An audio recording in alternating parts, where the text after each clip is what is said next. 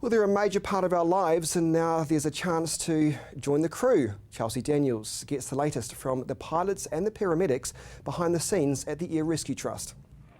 The Canterbury West Coast Air Rescue Trust has been at our service for nearly 26 years, saving countless lives across a wide range of situations. Essentially, for every hour the chopper is in the air, it's $8,625. So it's certainly a very expensive service to run. But, you know, essentially you can't put a price on a human life. Since 1989, the region's air rescue service has undertaken over 8,350 rescue missions, saving countless lives. We do around about a little bit over 650 jobs per year. So of those, I guess, lives actually saved, I guess they're looking at around about, maybe 15 to 20% of those people.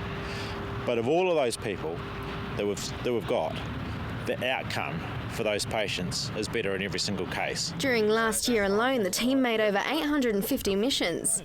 And Prince says it wouldn't be able to happen without the generous donations they receive. Our fundraising target every year is $7 million. So we get about 30% of our funding through government, but all of the rest we rely on companies, on the community. We rely on donations, and that totals $7 million a year. So, what does a typical day look like for the crew?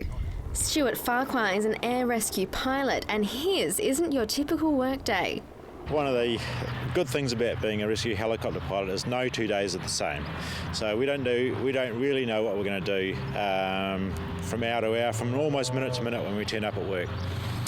So we sort of start and finish our day at a certain time, but within that time period, we could be going, hundreds of miles out, well, not hundreds of miles out to sea, around about 100 miles out to sea. We could be going and rescuing somebody off the ski fields in the mountains, or just going down the road to, somebody's badly hurt themselves falling off a horse or having a car crash. Along with the pilot, you've got your intensive care paramedic. Crew Chief Rick Knight says the team go through some pretty rigorous training to be able to administer the same medical interventions as you would in a normal circumstance in some pretty abnormal settings. A lot of our other stuff that we train in has a lot to do with the environment that we work with.